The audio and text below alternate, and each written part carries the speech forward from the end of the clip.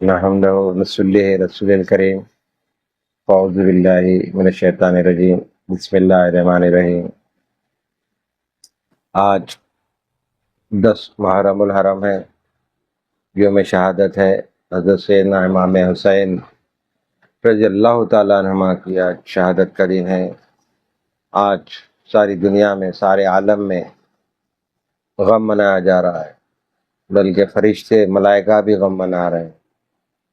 پوری دنیا میں چرند پرند، نباتات، حیوانات، شجر حجر، جتنی دنیا میں زمین پر اشیاء ہے اور جاندار چیزیں ہیں، چرند پرند، تمام جاندار چیزیں بھی آج حضرت امام حسین رضی اللہ تعالیٰ کی شہادت پر غم منا رہے ہیں۔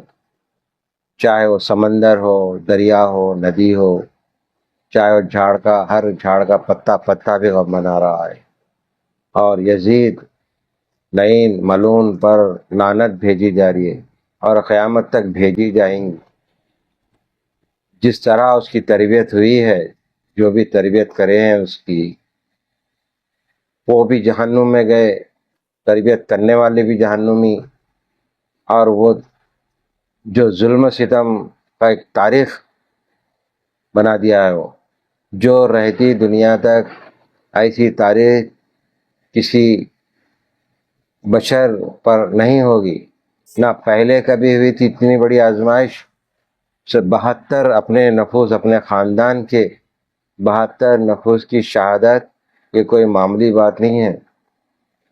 جیسا کہ کوئی حادثے میں گھر کے 8-10 آدمی جا رہے ہیں، 2-3 آدمی حادثے میں ہلاک ہو گئے تو پورا شہر افسوس کرتا۔ کیوں؟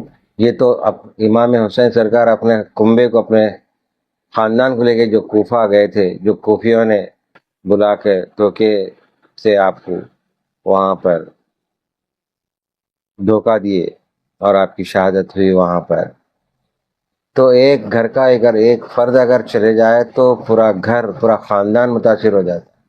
یہاں تو 72 نفوس سرکار امام حسین سرکار کے خاندان کے تمام اولاد، اولاد کی اولاد، بھائی بہن، پورا خاندان، ایک پورا خاندان مکمل، سوائے حضرت زین العابدین رضی اللہ تعالیٰ کو چھوڑ کے تمام خاندان جام شہادت پا لیا۔ اور جو شہادت جس کی ہوتی ہے، ویسی موت، حضور پاک صلی اللہ علیہ وسلم کا ارشاد ہے، ویسی موت دنیا میں کسی کی بہترین موت نہیں ہے۔ جو شہادت کی موت ہوتی ہے، ویسی بہترین موت کسی کی نہیں ہے۔ اتنی اہمیت ہے شہادت کی موت۔ تو 2 دن کی دنیا میں جو انسان آتا ہے اپنا مقام بنانے، دبدبہ بنانے، دولت جمع کرنے، اقتدار پانے کے لیے، لوگوں کی جان کی پرواہ بھی نہیں کرتا۔ ایک مختصر زندگی کے لیے بہت کچھ سمجھ لیتا، جبکہ 60-70 سال کے اندر اس کو چلے جانا ہے، مگر اس پہ حرص اور لالچ ایسی ہوتی ہے کہ ہزاروں سال تک اس کو جیسا کہ رہنا ہے۔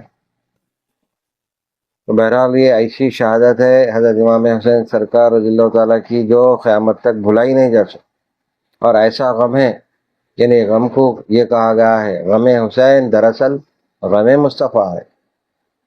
سرکار کے چہیتے نواسے ہیں آپ، دونوں نواسے بھی چہیتے، پر اتنی، یعنی جو حضور پاک صلی اللہ علیہ وسلم جو ہونٹوں کو چومتے تھے، وہ ہونٹوں پہ یزید ملعون چھڑی لے کے بتا رہا تھا لوگوں کو۔ اس سے بڑا بدبخت اور کون ہو سکتا ہے؟ یہ غور کرنے کی بات ہے۔ اس سے بڑا بخت دنیا میں کوئی نہیں ہو سکتا۔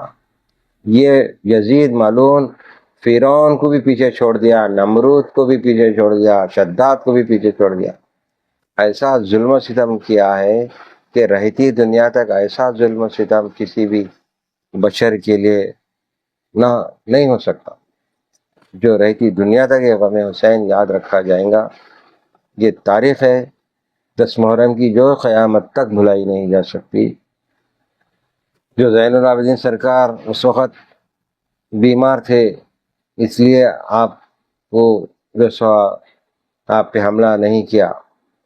جو آج سید سادات ہیں، انہی کی ایک ہی اولاد سے آج پوری دنیا میں پھیلی ہوئی ہے، جس میں غوث پاک سرکار ہیں، غریب نواز رحمۃ اللہ علیہ سرکار ہیں، بندہ نواز گیس دراز ہیں، تمام جتنے اولیاء معشوق ربانی سرکار ہیں ان کی تمام اولاد ہے، میرا حسینی سرکار ہے، لطیف شاہ والی سرکار ہے، رفیع الدین سرکار ہے، اسماعیل شہادت ہے، جتنے بھی اولیاء کرام آئے، سید سادات ہیں جو زین العابدین سرکار کی اولاد ہے، جو ساری دنیا میں پھیلی ہوئی اور رہتی دنیا تک اللہ تعالیٰ نے اپنی